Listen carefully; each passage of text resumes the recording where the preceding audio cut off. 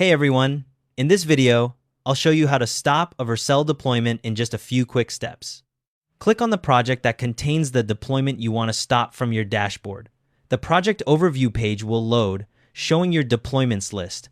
Now, locate the deployment that's currently building. Look for the deployment entry showing building as its status.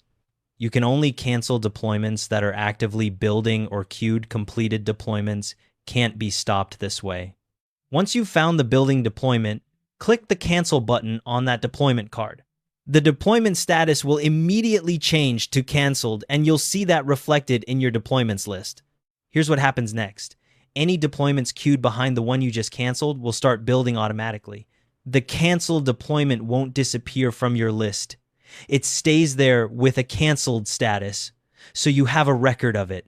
If you need to remove a deployment that's already finished building, you'd use the three-dot menu and select Delete instead. That's a separate process. If you find yourself canceling deployments frequently, consider adjusting your Git configuration in Vercel.json to control which branches trigger automatic deployments in the first place. That's all there is to it.